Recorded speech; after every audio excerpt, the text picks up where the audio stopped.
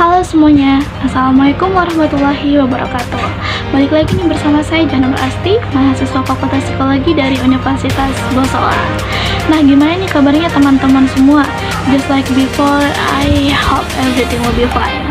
Nah teman-teman, pembahasan kita kali ini itu akan berkaitan dengan hakikat penelitian kualitatif. Nah seperti biasa, pembahasan kita itu akan didasarkan dari hasil bacaan saya pada buku Metodologi Penelitian Kualitatif dan Kuantitatif yang ditulis oleh Dr. Muhammad Ilyas Ismail dan juga Nur Fikriyah Rashid Ilyas. So guys, happy watching! Oke teman-teman, pembahasan kita yang pertama itu berkaitan dengan definisi dari penelitian kualitatif. Nah, apa sih sebenarnya penelitian kualitatif itu? Penelitian kualitatif ini digunakan untuk memahami suatu fenomena secara menyeluruh dan juga lebih mendalam dengan menggunakan metode kualitatif seperti observasi, wawancara, dan juga telaah dokumen, dan juga menggunakan analisis induktif, sehingga nantinya hasil penelitiannya atau data penelitiannya itu berbentuk deskriptif dan juga lebih cenderung sulit untuk digeneralisasikan karena dia bersifat subjektif. Nah, kemudian ada beberapa karakteristik dari penelitian kualitatif. Nah, yang pertama itu, penelitian kualitatif ini memiliki latar ilmiah. Suatu penelitian itu akan meneliti fenomena secara menyeluruh, sehingga penelitian kualitatif ini bersifat subjektif untuk mendapatkan data yang mendalam dan juga secara menyeluruh. Kemudian yang kedua, penelitian kualitatif itu menggunakan manusia sebagai instrumen penelitiannya. Manusia yang dijadikan instrumen ini sebenarnya siapa sih? Ya, si peneliti itu sendiri, karena ada interaksi secara terus-menerus antara peneliti dan juga subjek penelitian, sehingga nanti situasinya akan berubah-ubah, sehingga nanti si penelitinya ini akan digunakan sebagai instrumen untuk mendapatkan informasi ataupun data dari subjek penelitiannya. Nah, kemudian yang ketiga, penelitian kualitatif itu dia menggunakan metode kualitatif. Seperti yang sudah saya jelaskan sebelumnya, metode kualitatif itu seperti wawancara, observasi, dan juga telaah data. Kemudian yang keempat, penelitian kualitatif juga menggunakan analisis induktif. Nah, analisis induktif itu apa sih? Jadi dia penarikan kesimpulan dari fakta-fakta khusus, seperti itu. Nah, kemudian yang kelima, penelitian kualitatif itu hasil penelitiannya dalam bentuk deskriptif, berbentuk deskriptif ya, dia seperti gambar ataupun kata-kata. Nah, kemudian yang keenam, penelitian kualitatif itu juga menggunakan teori dasar atau grounded theory. Nah, grounded theory ini merupakan teori yang disusun dari bawah ke atas, jadi dari hal-hal yang khusus ke hal-hal yang umum.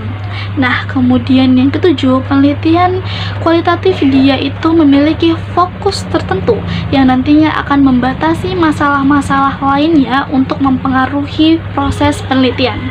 Nah, kemudian yang kedelapan, penelitian kualitatif itu juga memiliki batasan khusus, memiliki kriteria khusus mengenai keabsahan datanya. Jadi kan ada validitas dan reliabilitas suatu data. Nah, validitas dan reliabilitas penelitian umumnya itu kan didasarkan dari angka, tapi di penelitian kualitatif dia itu didasarkan pada kriteria khusus. Jadi dia ada kriteria khususnya. Nah, kemudian yang kesembilan, penelitian kualitatif dia itu lebih mementingkan prosesnya daripada hasilnya.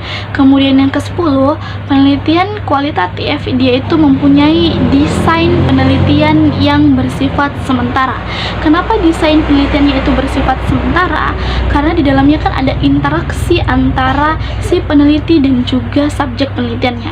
Jadi kita tidak dapat memprediksi nih situasinya nanti akan seperti apa, sehingga desain penelitiannya itu berubah-ubah sesuai dengan situasi saat pengambilan data.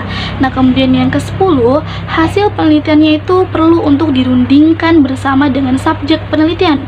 Kenapa perlu dirundingkan? Karena di dalamnya itu ada unsur yang privasi. Jadi kan si subjek penelitian ini memberikan data kepada kita, memberikan informasi.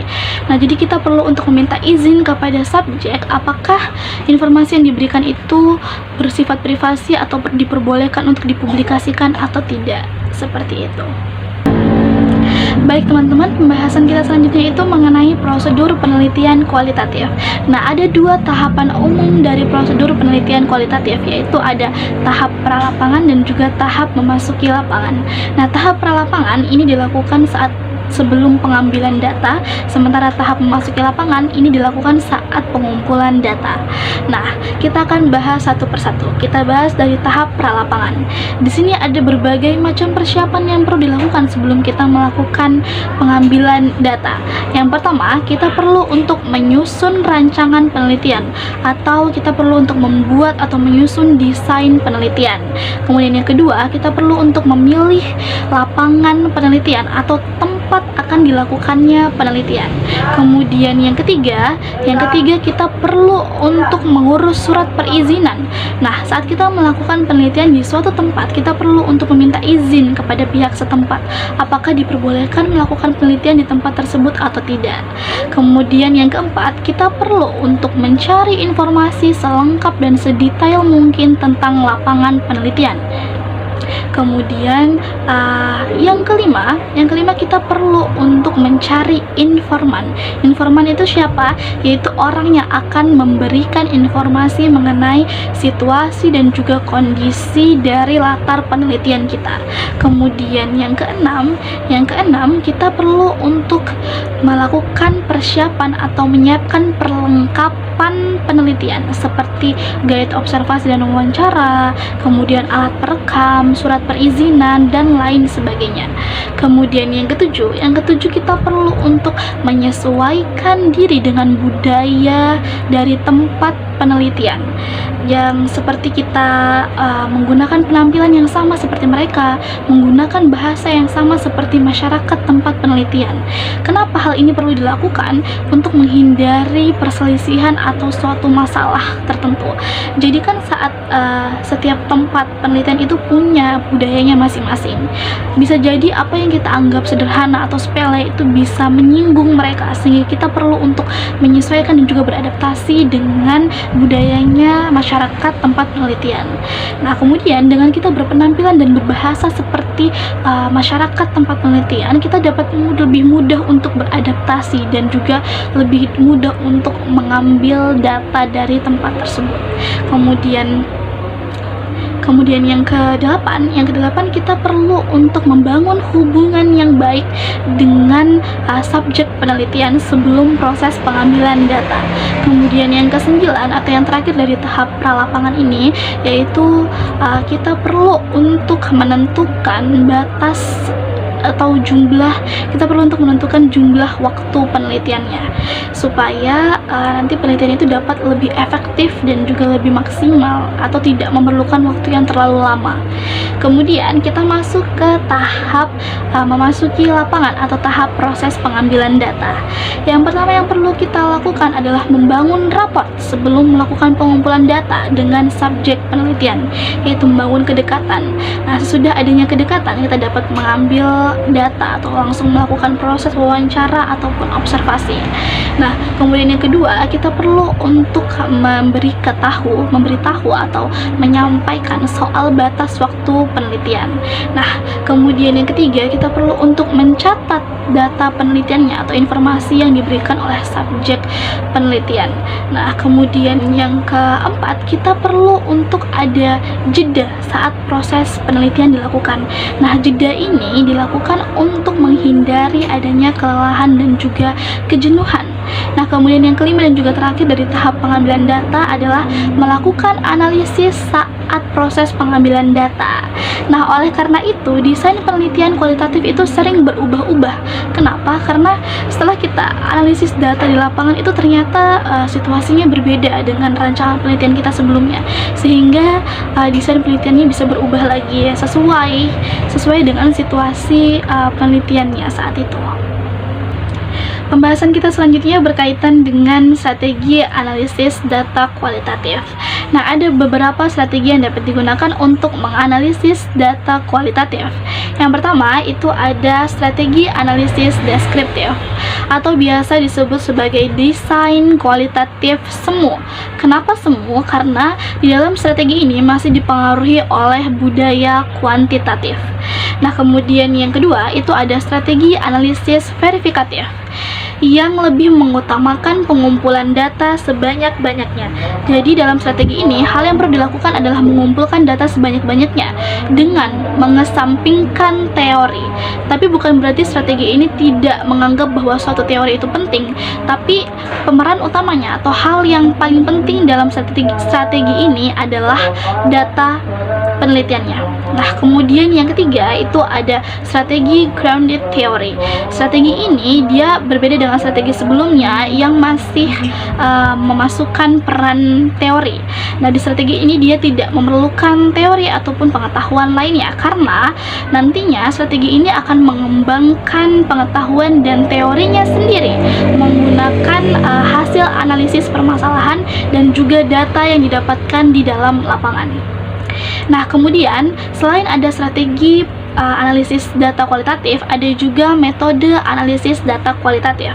Nah, di sini ada 3 metode yang dapat digunakan. Yang pertama adalah analisis teks dan bahasa, yang digunakan untuk menganalisis makna bahasa dan juga proses etik suatu peristiwa sosiologis. Nah, kemudian yang kedua itu ada analisis tema budaya, yang digunakan untuk menganalisis makna bahasa dan proses etik suatu peristiwa budaya atau peristiwa suatu budaya, di mana di sini juga menganalisis pemaknaan dari informan mengenai peristiwa budaya tersebut. Nah, kemudian yang ketiga atau yang terakhir itu ada analisis kinerja, kemudian pengalaman individual serta perilaku institusi, yang digunakan untuk menganalisis output dari kinerja, pengalaman individual serta perilaku institusi. Selain itu juga menganalisis bagaimana pemaknaan informan mengenai output tersebut. Baik teman-teman, setelah sebelumnya kita melakukan analisis data, langkah selanjutnya yang perlu kita lakukan adalah menginterpretasikan data tersebut.